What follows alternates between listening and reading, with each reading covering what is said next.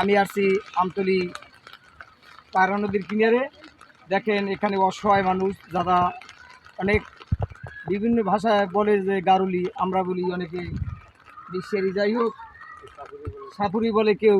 এরা দিনমজুর, গ্রামে যেয়ে তারা কাজ করে। এখন সিলেট অঞ্চল, হবিগঞ্জ বিভিন্ন জায়গায় পানি উঠে তলাই গেছে, অনেক জায়গায় লাশও পাওয়া যাইতেছে। আমি সরকারকে আহ্বান করব যে আপনি এদের একটা পুনর্বাসন একটা স্থান করে দেন।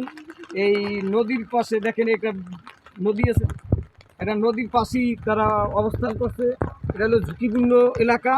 এই ঝুঁকিপূর্ণ এলাকা থেকে তাদের একটা একটা আশ্রয় কেন্দ্র আপনি দেবেন। আমাদের যদি কেউ সরকার থেকে সাহায্য দিত একটু উপকার হতো। আমরা ভাসমান লোক, দিন আনি দিন খেয়ে আমরা বৃষ্টির মধ্যে গ্রামে যেতে পারি না। আমরা বৃষ্টির মধ্যে গ্রামে যেতে পারি না, বাল বাচ্চা নিয়ে খাইতে পারি না ঠিক মতন। সরকার যদি কিছু দিত আমাদের একটু উপকার হতো।